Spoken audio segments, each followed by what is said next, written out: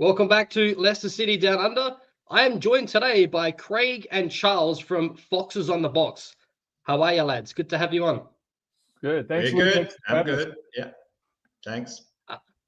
Everyone that's watching, please look. Everyone's been super good to me in the Leicester City content community. Their name is in the title. They are co-streaming. Please go ahead and subscribe to the channel. It's a very good channel. There's some cracking banter between the two lads here, and we're hopefully going to have them on a lot more often. We'll start with you, Craig. Talk to me, mate. How are you? How are you feeling about this international break? Are you bored?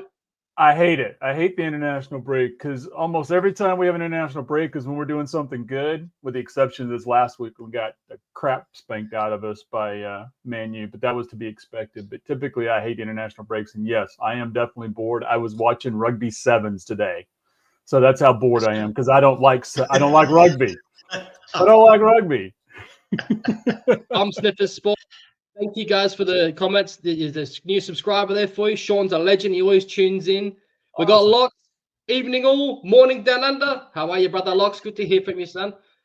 Charles, mate, before we get into the nitty-gritty of this podcast, why don't you give a shout-out to your Dallas Foxes club and give us a bit of a background into how you started and met Craig?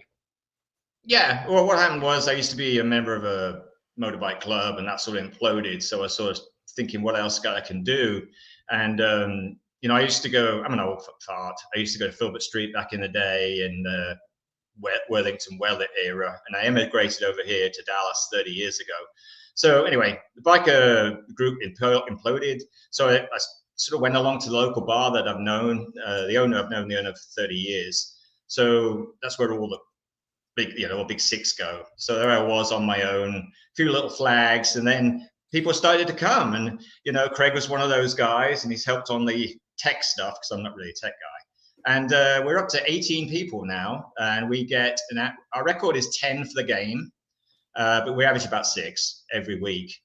And as we spoke before, they start serving at 7 a.m. and we go from there. So the lads are on the beers at 7 a.m. in Dallas. So that's commitment. On a Saturday, because Texas, you can't do it on a Sunday. It's 10 o'clock on a Sunday. So they hear a delay there. They're leaving at lunchtime. Fucking legless, lads. Right. Let's get into the nitty. Allegedly, yeah. Allegedly, right, guys. This is the Leicester City Down Under International Break podcast featuring Foxes on the Box. Right. As you can see here, the image that I Googled to put this up was despair. And that was the first image that popped up. Cooper is unfortunately still here. I'll start with you, Craig. I wanted him gone from the get-go. Yeah. Since that preseason, I think it was Palermo, one of those games, I was just like, this is a total regression backwards. And everyone said, it's just a preseason, relax. But in my opinion, the writing's been on the wall then. And the last 3 games, it's getting worse and worse and worse. I feel like we are driving a car for many years without taking it to the mechanic. And it's going to get to a point where nothing you can do will fix that car and the wheels and everything will fall off. Craig, what are your thoughts on Cooper? Yeah, I was okay with the preseason. I didn't have a problem with it because we always had bad preseasons typically. But I think we started off well. The first 5-6 matches, we were kind of up and down a little bit. But I think for over the last few, it's been terrible. But I think what Charles will speak to, what we've always speak to, is we don't understand what Cooper's doing. We don't understand how he picks his lineup every week. It doesn't seem to really kind of jive with the team they're playing against. And his substitutions, why do you bring people on in the last 2 minutes of a match when you're down a goal, right? Why do you bring a striker on at the 88th minute? It's not going to help. And so I think what we really are is just confused by everything. And at the point right now, I think we just need a change. I think we just need a change for the sake of change more than anything else. Bang on, Craig. And what are your thoughts, Charles? Go off, lad. You guys can spare, but you're in a safe place. Yeah, you see my pod, right? No, anyway, so I want to give him the benefit of the doubt. We started off to a rocky play and whatever, and a few of the decisions were weird, especially those substitutions in the 93rd minute. So, and then it sort of turned a bit better. So I was sort of flip-flopping almost weekly. But after the Man United Dross debacle, he's got to go. I just don't understand what he's doing. He's his own worst enemy, to be totally honest. Because what is he doing bringing Edouard on 88 minutes, and then they had Johnny Evans, for God's sake, at the back. If you put somebody on like Edouard or something, I know he's untested, but at least give their defense something to think about. We were shite. So I'm Cooper out. Now, the other part is, who are we going to get? That is the problem. And we'll get into that. Yeah. I think that's where the Chop and the management, even if they're considering it, going, well, we tried this before with Brendan Rodgers and that backfired. So do we just keep with him, or what do we do? That's the big thing. But at the moment, I've given him the benefit of the doubt. Now I just want him gone. He's different to what he was at Notts Forest. I mean, he seemed quite good at Notts Forest, but he's terrible. That's my view. He is. Oh, trust me, I've got a rant in the bank ready to go. But let's just get this comment up from Lots. If you had no prior knowledge of who Steve Cooper was before he joined, you genuinely think he was just a fan from the stands with no idea on how to actually manage a football club with the face of an orc that could eat an apple for a fucking tennis racket.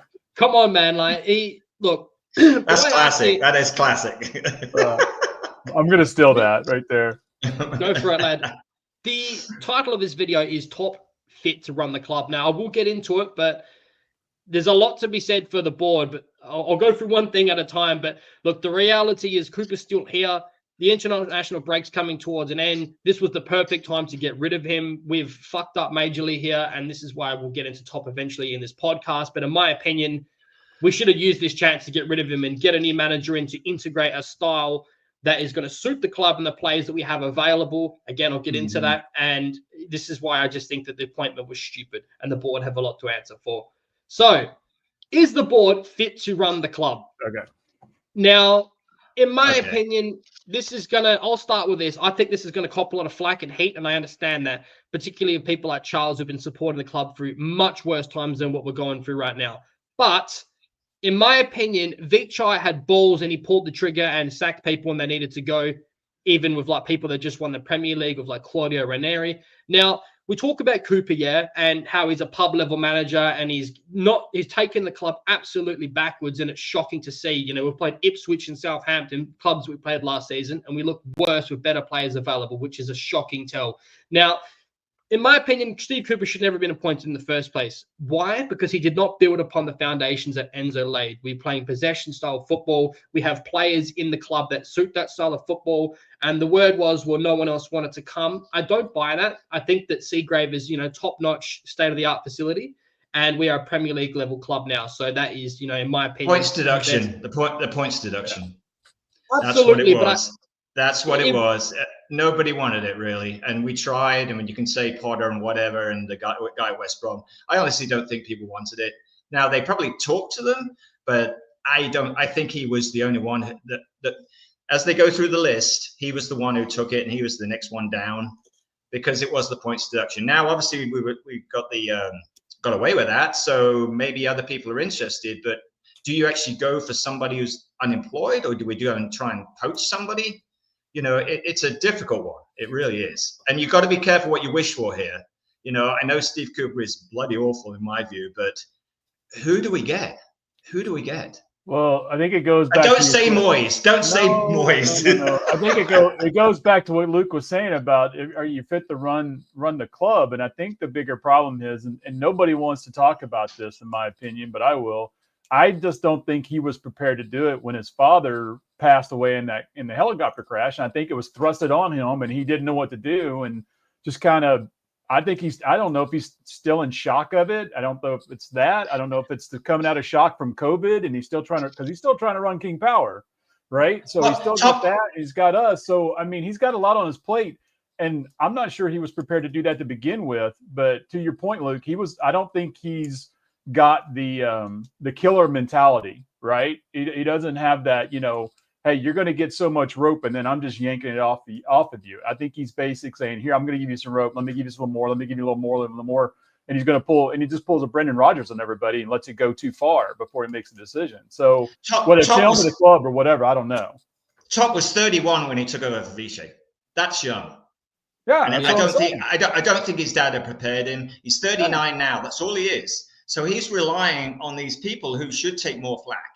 Now, as to whether he's a nice guy or what, he actually passes the responsibility over to Susan Whelan as the CEO and our friend, John Rutkin, who's the director of football. But there's another guy, Andrew Neville, who's the financial ops director. Those are the ones that should be held accountable. When we know from when we got relegated, they had the big meeting and basically, check their own homework. Basically. Yeah.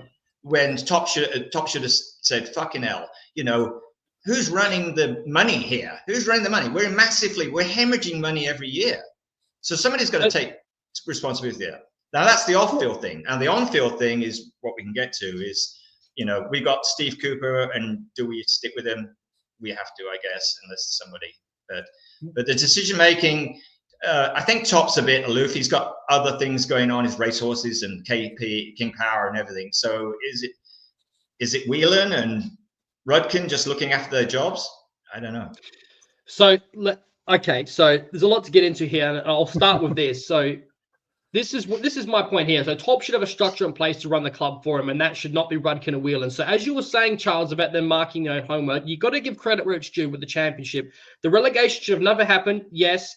The amount of players that we've had leave over the last 3 years for nothing that we've paid for is also criminal. But the worst thing is, look, they appointed Enzo, brilliant appointment. Then they backed him and gave the players that fitted an identity possession style football. We all thought Everson was going to be the keeper after that relegation. First thing he does, he comes in as, I want to keep that's good of his feet. We back him. Thank you. Now we've got Mads Hermansen, our probably next big amount of money signing to sell. Then, we built upon that. We get promoted. And then Enzo leaves, unfortunately, because we mistreated him. We lied to him. As much as we pain to admit that Chelsea's a much bigger club, he's got a better opportunity here. He's finally got a tune out of them, right? And look what he's done at that club. Now that he's gone, we appoint someone that has no fucking idea what he's doing. He's a deluded orc that's completely taken the club backwards. Now, if we are to get relegated again, the EFL are waiting with pitchforks to fucking absolutely throw the book at us, and we will not financially recover from that, and we won't hang on to as many players as we did. Part of the reason that we got Harry Winks and all these good players in the championship was because of they were excited to work with Enzo. So put it this way, right? We get promoted, right? There's an amazing morale around the club. All the guys are excited. They're looking forward to the Premier League. You've got Mavididi, you've got Fatawi itching to prove themselves in the Premier League. Harry Winks is back to playing top-notch football. The rug's ripped out. Now Enzo's gone. In comes the Orc, who starts playing Fatawi on the left-hand side for God knows what fucking reason, and all the other frozen-out players, Ricky P, we'll get into it. This is why the board has majorly got problems. Rudkin hemorrhaging money, Susan Whelan marking their own homework. But the problem is, this is why I go back to the question to round this off. Kuhn Top appointed Steve Cooper. I will indulge both of you and anyone in Locks will as well in slagging Cooper off. But at the end of the day, he was hired by someone. He didn't appoint himself. I don't think Kuhn Top's ready to run them. If he does not fucking sack Cooper after the Chelsea game, I'm Kuhn Top out. There, I said it. You won't have to. If we get relegated, Top will quit. I tell you now. If we get relegated, he's fed up with bailing it out, and he will sell, unfortunately, in my view. Well, they what forked out 200 million a couple of years ago. He can't do this. The KP profits are a third of what they were pre-COVID. They can't do it, and that's what I'm scared of. Is that if he sells, who are we going to get, even on that thing? But anyway, let's just say, Luke, I disagree with you about Maresca. I really do, and this is going to get me in trouble as well. Everybody calls him Enzo. I still call him Maresca because we went for him, and it was lucky. He's Pep's number 2, whatever. Okay, he blew a 17-point lead at the championship, and we had some dodgy decisions. So I'm not really an Enzo fan. Oh, Enzo ball and whatever. It's a fucking championship, for God's sake. We had the best squad by a mile, and we won the thing by a point. And everybody's going, whoa. We are back, great. But then he leaves to go to Chelsea. No, thank you for the opportunity, and I wish you all the best, Leicester City. I've never seen anything from that bastard. I haven't. So I'm not, so there was nothing. He pissed off with everybody else for the opportunity. And I thought he'd be gone by Christmas, but he's doing good because he has billions of dollars worth of bloody players there. Now, when they leave, he left us Vestergaard, gave him a 3-year contract. So we're living with that. And okay, Maresca, when he comes back to the KP next week, I'll be interesting to see what sort of response he's going to get. I don't know. They're going to probably hammer us, but we can get to that about the team selection. But it is like, okay, he leaves us. He gives Vestergaard a 3-year contract, and then he pisses off. So we're struggling, and we already knew that we're going to have a points deduction allegedly. So we look around. There's nobody really out there. It's all rumors. Did we go for Potter? We probably did, but he's not going to go for us. He really isn't. The guy at West Brom, he's got a project there. He just missed with the playoffs, just getting up, and now he's doing okay. West Brom, he's not going to leave, in my view.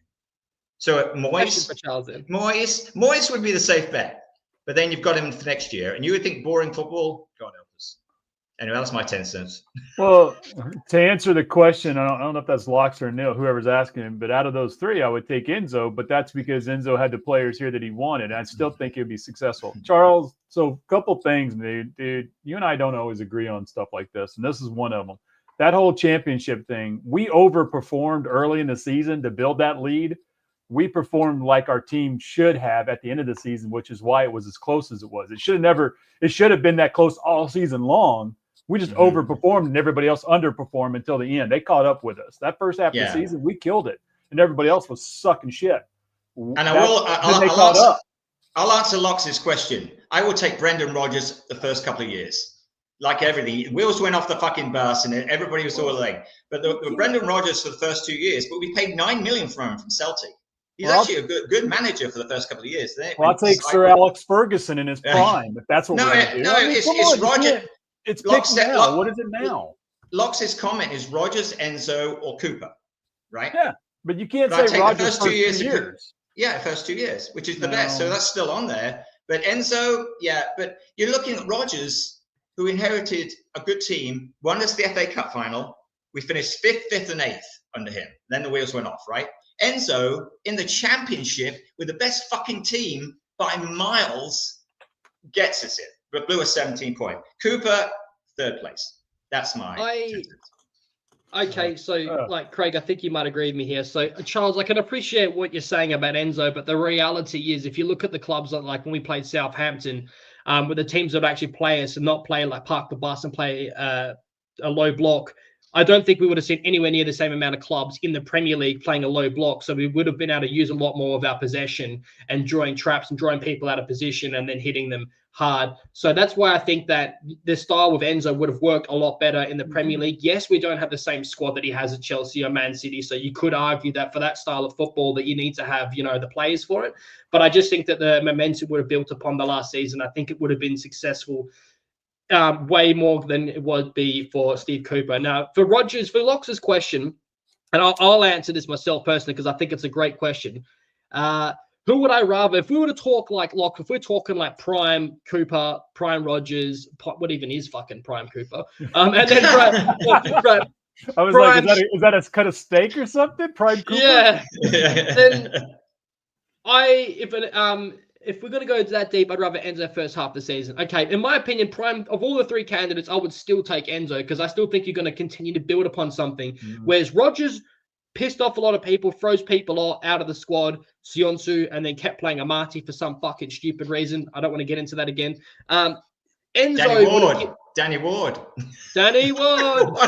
Like, in my opinion, he would have kept building momentum and the players believed in him. You used to see some of the reactions off the touchline of the players around and they loved him. And I think that's part of the morale problem that we have. So yeah, I would pick Enzo, but I agree with what you're saying, Charles. Like, I was a bit worried at some point at the last end of the season, but the reality is we finished first, we got promoted, he's done his job. Mm-hmm.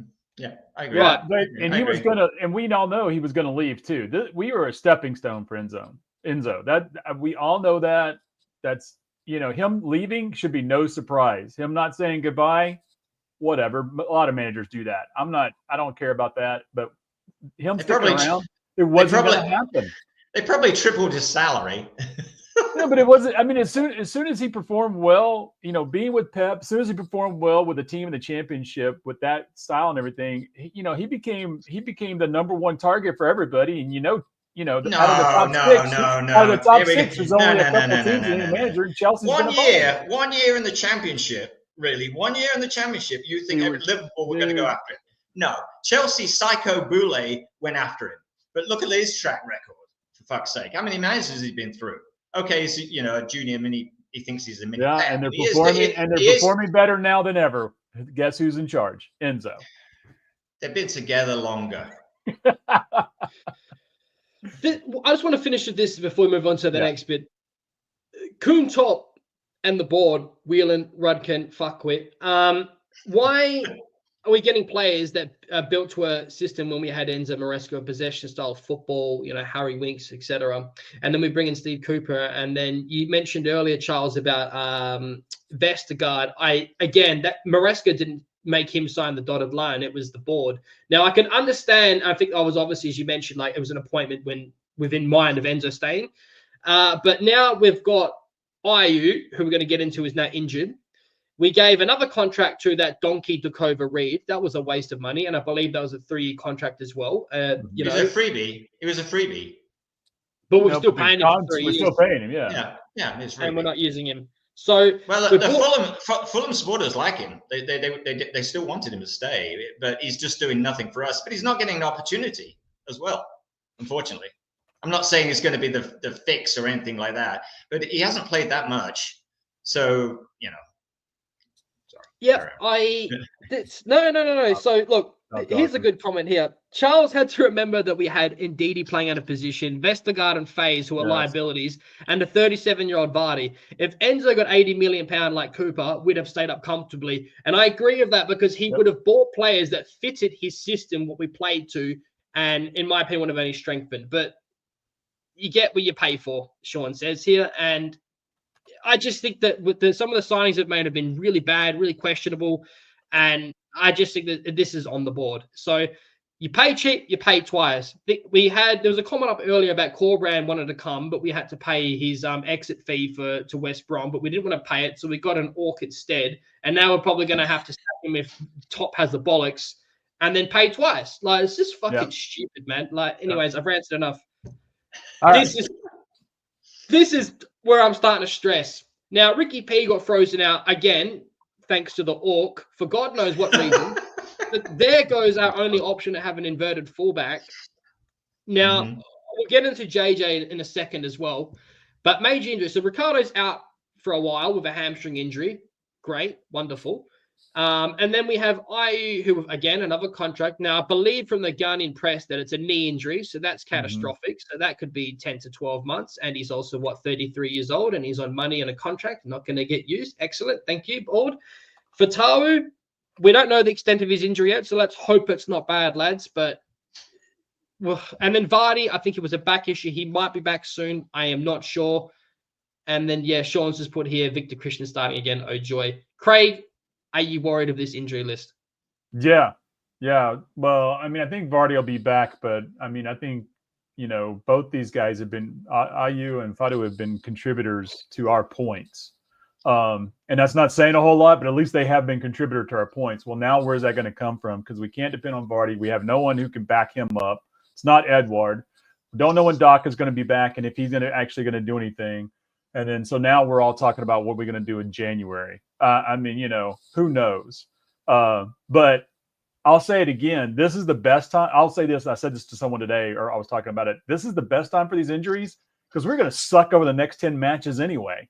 So let these guys get healed up so we can start anew in January when we hook up with Palace on the 15th in January. And maybe some of these are back and we can get going again.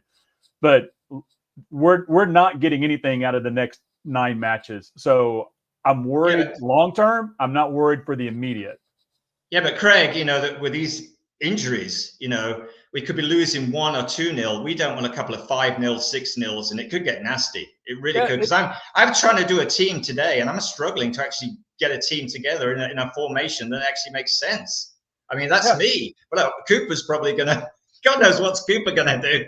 Well, I'm hoping Cooper has better advisors than you, which is I don't know. I don't know who you're talking to, but I mean we have players to be competitive.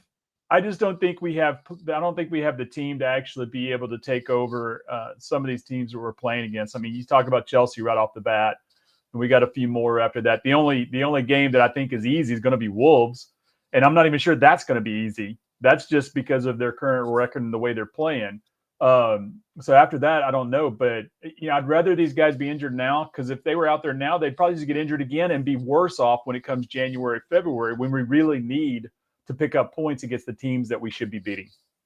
Yeah. Fair play, Craig. What are your thoughts, Charles? Like, what are you like? Complete You're opposite on board, of mine. Craig. Complete. I look at that.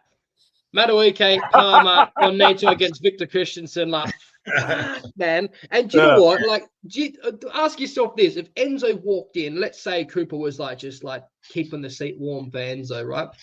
And Enzo came back in and looked at like how much of our patterns of play are we turning the ball over. We can't even pass and build up our play without turning the ball over. It's disgusting. Or hoof it fucking long over the top. He'd be disgusted in us. Yeah. Anyways, I agree. We've gone back since Maresca, obviously, but that's the manager, and that's just. But it's one of those things. This next weekend scares me. It really does. I don't know what. Oh, Tom Cannon. So I was about to go there, but hey, good. So what do we do?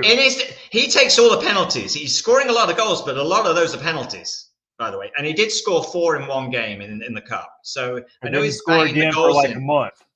Yeah, but he scored last week. There was another penalty. I'm not knocking it, and I think we should have kept him, but I'm not too sure whether we want to go or why we got rid of him. But just to get rid of Tom Cannon and bring in Edouard is another crazy decision in my view. Especially if you're not going to play Edouard. I mean, Edouard was good at Celtic, but that's the Celtic. That's Scottish Premier League. It's not good. Shoot fish in a barrel. Goes to Palace, and remember we were after him when he went to Palace, and he went to Palace and he sucks. He does. So his morale's stuck. Stuff. But we haven't really seen anything of him. I mean, you can say training. What goes on training? That's not on the pit. That's not a game. So I don't know. But he's probably our only option for Saturday, unless we really dig deep to think of something else. Yeah, I mean, so Charles, I agree with you. By the way, we should have just kept Cannon if we're all we're going to do is have Edouard be the guy that comes in at the 98th minute. I mean, if that's all he's good for, then why not keep Canning and then bring him in at the 70th minute or the 98th minute? Because I mean, he can do just the same thing. So, but we've got to get somebody. I'm still trying to figure out what they're going to do with Daka, right? Because we signed him a couple of years ago. He has flashes here and there. He's been hurt. He's been training with the first team, but we have no idea when he's going to be back or if he's actually going to be named on the squad. So I think the first time he gets named on the squad and what happens between now and January, if he actually gets some playing time in, is going to determine if Cannon comes back or not. Yeah, it's loan? Can we get him back? I mean, that's another thing. January, do we have any money to spend in January? Probably not. Cannon's on loan right now, so I mean, right, but it depends. Sometimes you can pull him back, sometimes you can't. I think that's right, but yeah. Well, I mean, we lost. Who was the guy we lost last year to Chelsea in January? Cassidy. Yeah, Cassidy, and then he went back and played like 4 minutes for Chelsea the rest of the season. Go figure. I think. That was the screwing with us. That was probably like the precursor to them buying Enzo. So that was a strange one. But look, so yeah, we could recall him. We did the same with Barnes, I believe, when he was went out loan. I think it was at Burnley. West Brom. Thank you, mate. So January transfer window. So I'm on board with it. It all depends on if Daka's going to be available or not, and if he's going to be fit and match fit and ready to go. I'm not Daka's biggest fan. Anyone that owns my channel knows that I'm not his biggest fan. But at the moment, if Vardy's going to be injured and we've got Edouard, who I agree with Charles was a ridiculous appointment. He looks like a donkey as well. Then I'm all in favor. I always liked Tom Cannon. I wanted to see him get more opportunities, but unfortunately, I don't think Maresca really rated him. But the times that we did see him play, I thought it was brilliant. And also, I thought that, look, he's not as mobile as some of the other strikers, and maybe that's why Enzo didn't like him, because he depended on his strikers to drop deep and then link up play and then depend on the wingers to take the ball up and the striker to get back in the box. So I think that maybe he didn't rate him for that. I'm not sure. But then Cooper didn't rate him either. But I always thought that whenever you saw Cannon on the ball, He had a wicked shot on goal. Sometimes it was straight at the keeper, but he had a lot of he had a belter, put the laces through it. I think that he is a decent striker. I would like to see him come back only if we're going to play him. I don't want him to come back and then be sitting and coming on for 2 and 3 minutes here and there, because I think that would ruin his development. And also it ruins the chances of, if we're not going to keep him, of putting him in the shop transfer window for a decent fee. So this goes back to the substitutions that Cooper make. And I mean, you got to start making those subs, especially if you're down a goal at the 60th minute, as opposed to the 90th minute or 85th minute. And if he's not going to change that, if he's not going to change his ways when it comes to that, then why bring Cannon back? Because he's not going to play. Yeah. Some of his substitutions are just mind-boggling. 2 substitutions in 94 minutes, bringing Edouard on last week at 88 minutes. It doesn't make any sense to me. I just don't know. And he does tend to bring on one at a time, which irritates the shit out of me. That's what I was about to say. I was going to say, if you're going to change a game, you can bring 2 or 3 on. Like change it up instead of 1 for 1, and then changing Mavididi for Fatawu and all that stuff. And I was going to say, I wonder, has anyone told Cooper that you can actually sub 5 players, not just 3? Because it used to be 3, now it's 5. Does he know that yet? I mean, has anyone told him? Because he's only done it once this season. So yeah. The only game I thought he had good management, to be fair to Cooper, was the Southampton game, because he brought on Winks at halftime, and it was a complete game changer. But that's the only time I'll give him his roses. So I am in favor. This is the biggest question here. So who do we recall? Obviously, we spoke about Tom Cannon. How much do we spend, and do we need a new manager before we do? In my opinion, if we're going to spend money on a manager that has, a brand of football he wants to play, in my opinion, building upon the possession-based football, keeping the ball and working with what we've got and utilizing our squad to its top potential. So in my opinion, if we are going to spend money, get a new manager in first. Just a couple of shout-outs. Corberan, Will Sill. Before you go off, Charles, because I know you're not in favor of Potter. We'll talk about that later. But in my opinion, how much do we spend? The question is, if let's say we have hypothetically a new manager that's going to build upon our squad in a better direction, I think we spend. It's either, because it's a gamble, right? If we spend money and then get relegated, we're fucked. But if we spend money and it adds important depth that we're needing now because of our injury crisis, I wouldn't call it should you call it a crisis? That remains to be seen. So what are your thoughts? I'll start with you, Craig. Charles. Okay. So, mate, what are your thoughts? How much money do you think we will spend, and do you think we need a new manager if we are to do so? I don't think we have any money. I don't think we'll have any money to spend at all. We'll have to sell. Now, as to whether Sheffield United take a gamble on Suter and get him early, but they're not going to pay what we want, I honestly don't think. Now, on the other dark side, if Mads goes, we'll have a lot of money, but then we'll go down. I'm just scared somebody's going to come in for Mads in goal. But anyway, if that doesn't happen, but we haven't got any money. I honestly think the board, they're not. I mean, nothing any significant to make any significant signing unless we sell. But nobody will buy anybody. Only Mads isn't really worth any money. But we're not going to sell Mads in January. No, we're just not going to. Well, we could. Yeah, we could. We're not going to. We're not going No. to. It's not going to happen. If Chelsea come in with 80 million, what do you think the board would do? Well, come on. I mean, No, he's the best. He's the top 3 in the Premier League. But they're not going to pay. They're not going to pay that kind of money for him. And actually, probably hardly anyone in January is going to pay that kind of money for him. In summer, I see it, but not in January. If Chelsea are third at Christmas or January, Boulay would throw the cash. It doesn't improve them that much. It doesn't. Chelsea's not. God, quit. Lay off Chelsea. Leave Chelsea alone, man. Pick Chelsea some other don't team. want to crazy enough to spend money. If Spurs wants Mads, would that help them? Can pick some other team besides Chelsea, man. I feel like that blue shirt has Chelsea on the inside instead of Leicester or something. I mean, what the hell? Chelsea have the relationship with us. Wesley Fofana, Chilwell, Enzo, anybody, Kante, Drinkwater, Charles, I'll come to you with this. Would you take Chilwell in January? No way in hell. No way in hell. Fucking skip rat. The worst person. No. For what he did? No way in hell. It's not necessarily an improvement. It's not an improvement that's worth the money. That's the real issue. We're not going to get our money's worth for that kind of player. right? So why bother? It's nostalgia. Yeah, I like Sean's comment about 80 million in January. He's right, 80 million. I threw that out because Chelsea paid 70 million for Kepa, right? But that was during the summer. They will spend money, but so not 80 million. What about if they came in 50 million? You know, I don't know. I don't want to go down there because it's depressing just thinking about that. But as we stand now, transfer-wise, I don't think we're going to buy anybody in January.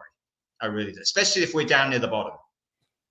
We're already, if we get relegated, even as we are, the EFL are going to tear us apart. So you make the point right there that Luke said, which is we should be spending money now to try and stay in because it's almost assured that we're going to get relegated and get fucked when we do. So why not spend the money now?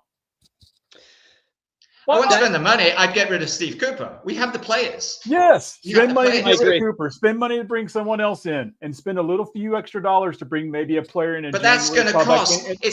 It's going to cost our transfer kitty to get rid of Cooper. It really is. Well, we can sell back to the board. Yeah. But it's going to cost us money. He's not going to go away for nothing. You're going to pay him. What's he on? Probably like a couple of million a year. Couple million. Yeah, a couple million. Yeah, a couple million. So it's going to cost us 4 or 5 million to get rid of him. You know. So, and then who do you go? Anyway. You're frustrating as hell. Craig, this goes back just laying down the facts. Well, Craig, this goes back to my point earlier about is the board fit to run. So had we have pulled the trigger and got rid of Cooper now, and we had a new manager that's come in and starting to get his style and start to work with the players, and then he's got a couple of months to work up until the January transfer window, and then he's going to know exactly what he's going to need and what's going to bolster the squad. So that's why I think that even if we do sack a manager around December or whatever, it's going to be too little too late in my opinion. So this is what scares me. And what are your thoughts on that, Craig? No, I completely agree. And Charles and I argued about this. And I think I even reached out to a couple other people online. Was like, hey, if come Monday after that Man United game, Cooper should be out, so we can have someone in and start taking up the mantle immediately. And they're like, wait, give us a week. Well, it's been a week and we still haven't done anything. But the problem is they need someone now to evaluate, like you said, evaluate the team between now and January and figure out what's going on. This is going to be a shit show over the next 9 matches. We know it. This is the time to evaluate your team under a new manager and go, okay, this is what I need. And if the board doesn't do it, guess what? Maybe that's the clear last straw that says maybe we need a new board. Bang on. This is the last point. Now, sorry for the silly photo here. I took a screenshot of my laptop. So you can see press pause. This is great. But all you need is that this is depressing, isn't it, Charles? So, look, has Cooper lost the dressing room? Now, we've got Cody, who fancies himself a manager on the touchline a couple of weeks ago. You've got Harry Winks arguing with Cooper on the sideline. Mm-hmm. We're having systems of play chop and change where, we're going back to what we're doing with Enzo Ball in patches over the last couple of games, beginning with Southampton. And then, so obviously that's the players who are, integrated into a style under Enzo. I need a swear jar for Enzo, by the way. I've got to stop talking about him. And then we have, like I said, Winks arguing with him on the sideline. He's doing post-match interviews where he's basically saying we scored and played well because of Enzo Ball, drawing people out of position and how much we did it last season.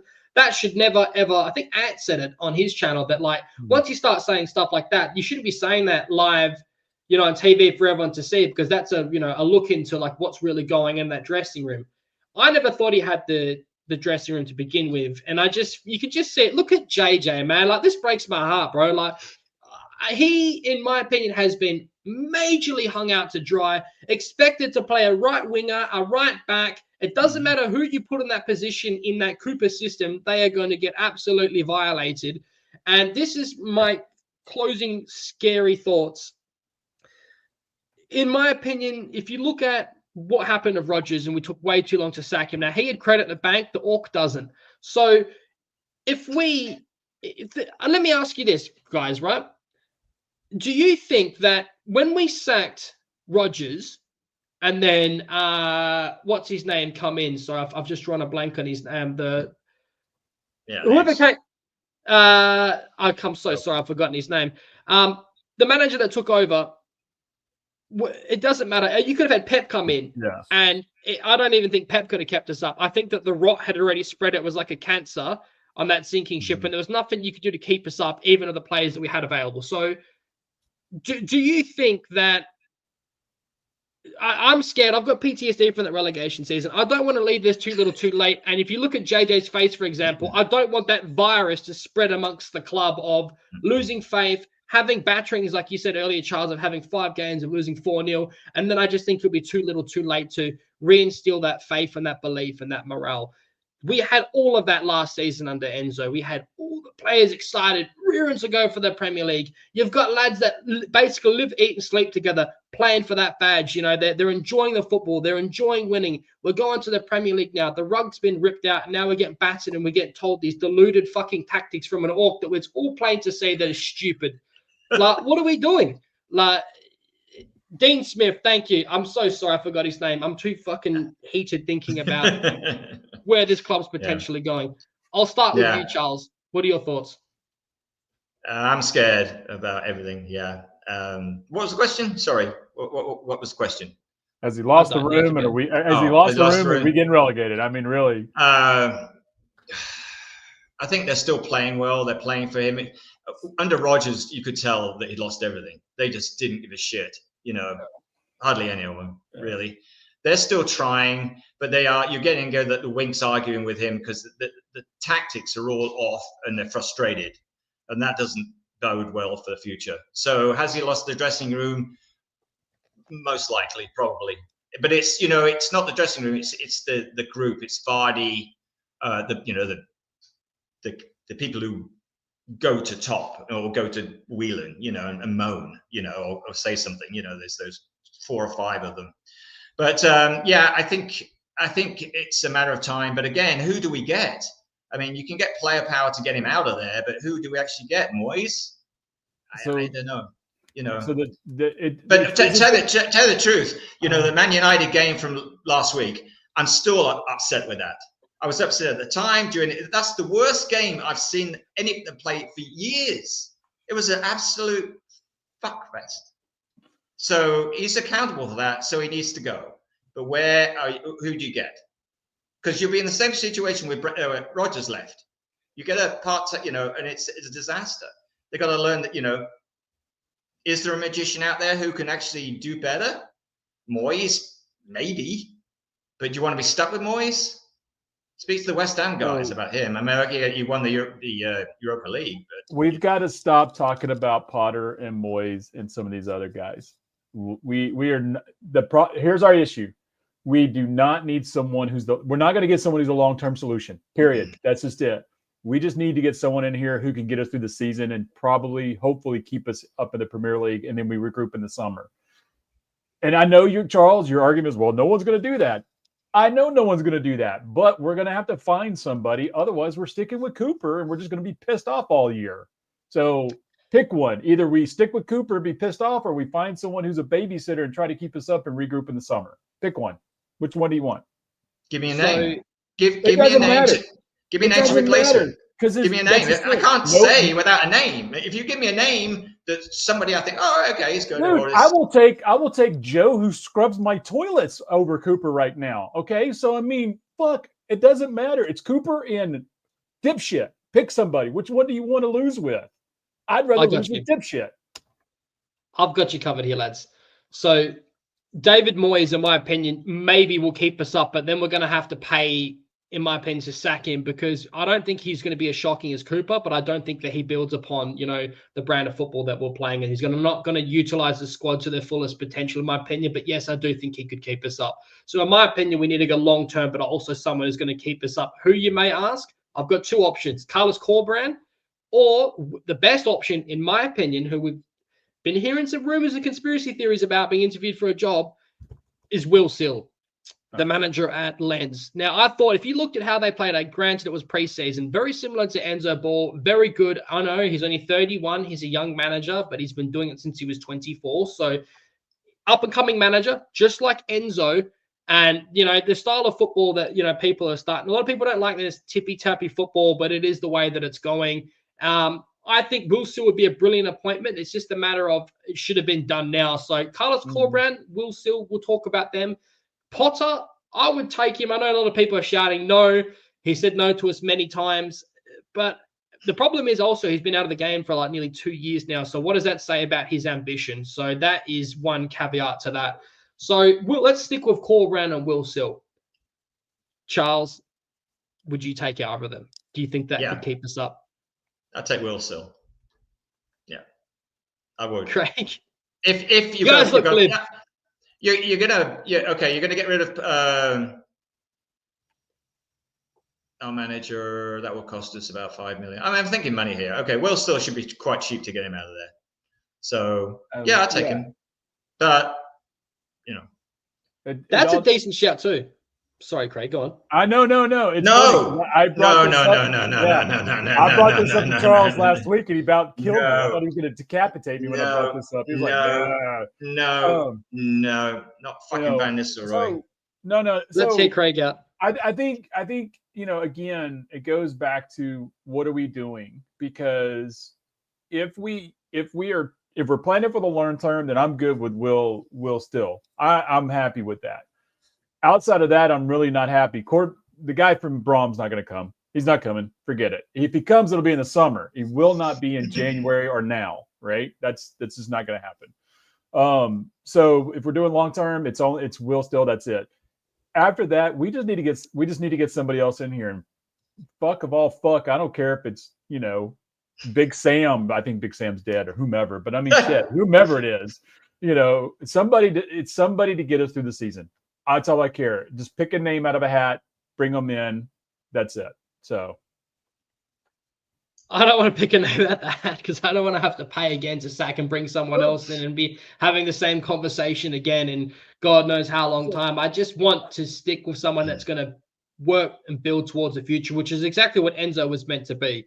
And that is look, it sucks that he left the way he did, and I agree with Charles. He should have at least said thank you for your time here, guys. I didn't like that. If he's not happy with the board, that's one thing, but to disrespect the fans is another.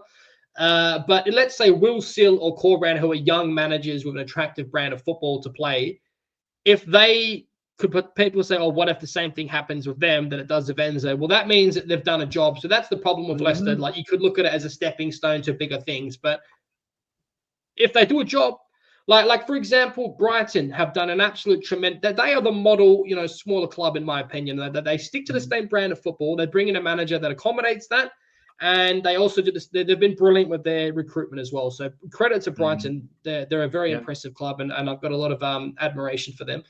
And Villa as well. Villa is exactly, Charles. Look at Unai Emery coming in. Absolutely has turned that club around. They are a serious force, Villa. I love watching them play. They play an attractive brand of football. I think they're really good. It pains me to say that, but look, it is what it is. Guys, we've ranted enough. Craig, what are your closing thoughts? Are you bricking it for Chelsea? Obviously, how are you feeling? Are you feeling dejected? No. I mean, I've already convinced myself that it's going to be terrible over the next few weeks. And I'm going over to the UK in December for Christmas and hopefully to catch 3 matches. And I'm assuming we're going to lose all 3. I've already resigned myself to that. I'm good with it. I just need to know we're going to come out in January when we play Palace, which I think is January 15th. That's the match where we have got to turn it around and start getting points back over the next 2 months to be able to stay in. And I talked to Charles about this. I said we need 38. He thinks 35. 36. Yeah. I'm good. I think we're going to struggle. I think we're going to struggle to get 35. And I think we're going to be sitting there, and it's possible what Charles said about us getting killed. It may come down to goal differential. And if we can keep losing by 1 goal, that might be the best thing that ever happens to us, because we might end up winning that tiebreaker if it comes down to it. Charles, I think I agree with what you said earlier, man. I think that the squad that we have is good enough to stay up, particularly if we strengthen it in January. But it's the manager that's the problem. If it weren't for Madsen going to what Craig was saying with goal difference, we'd be fucked. So yeah, you would. Sean struggling to see us getting 120. Guys, I'm good. I think 20 is okay. I'm good with 20. I'm talking about low 30s. I am really I'm really just got to be concerned about 17th. Finish Yeah. 17th. 17th. There's a couple of really bad teams like there were last year, you Yep. know. So we just need 17th. But yeah, I agree. Cooper out. Cooper out. Actually, before we wrap this up, guys, I want to come to you quickly at this, Charles. If Enzo was still here, where do you think we'd be on the table?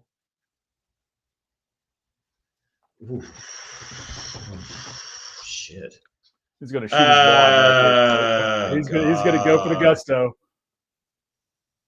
I can hear you thinking. I think we'd be better off, but not a lot. I think, well, we're 15th now. Yeah. We'd probably be mid-table, 12th, 13th. I don't. Well, you think we're going to be 5th or 6th? No, I figured you go 7, 8. I was going to say 12. No. Yeah. Enzo is a lot better than Steve Cooper, but I don't think he's the magician that people think he is. But Cooper's just a fucking train wreck. I'm sorry. He is. We've got 10 points. Hey, we're still above the drop zone. Well, we've got 10 points from 11 games. Is that right? Yeah. Okay. So we're, but you see what I mean? Southampton suck. Palace suck. Everton are good. Everton. Well, Everton are good. See, Wolves are down there because they've had the hardest 11 games so far out of anybody. We've had sort of a good one. Ipswich are, they've got everybody good from the Championship. So they may come good. I like the manager. Southampton they're definitely going down. Palace, I think will go down. So it's the other one. Really? Yeah, I think Palace will go down. Oh, so something Charles and I agree on, because I picked Palace to go down as well. Yeah, we just need 17th. Okay. Yeah. I just see 17th, but after the weekend game against Man United, I want Cooper out, and I just don't understand what he's doing. So, yeah. Get fucked, you orc. Yeah. How's that? I'm kidding. I'm sure he's a nice guy, but he can still eat an apple for a tennis racket. Southampton, I've got to go down. Wolves, and I think Palace might be right. I think it's between Ipswich and probably us, to be honest, depending on how much balls Everton has. Everton are going to really struggle. Guys, thank you so much for joining me. It was really good. I enjoyed that. I really like to enjoy your channel as well. So, guys, please. Their title is in the description. We are co-streaming as well. Please get over there. These guys are awesome. Help each other out. We're a smaller club compared to some of the other clubs, particularly on the content community-wise. So every comment, it all helps. Get across, subscribe to these lads, and hopefully we'll do much more stuff with them in the future. I am Luke from Leicester City Down Under, joined by Craig and Charles. Have a good one, guys. And yeah, can't wait to get violated by Enzo. But hey, before we wrap this up, someone please just take one for the team and just launch a bottle of fucking something for fun, and hopefully he breaks his leg and never plays again. Fuck the club. Yeah. Another skip wrap. Fuck him. Yeah. That's the sweep the leg. We need to sweep the leg right there. So someone just needs to just be a hero and just jump the thing, dodge the guards like full rugby style, and just run in and just put the most filthiest, dirty. What's the lad's name from United that injured the Irish that injured Haaland's old man? I can't believe Roy Keane. Roy Keane style. Someone just run out like Roy Keane and fucking have some of this cunt and fucking just level that French bastard. All right. I'm Luke from Leicester City Down Under. Controversial as always. Catch you on the next one.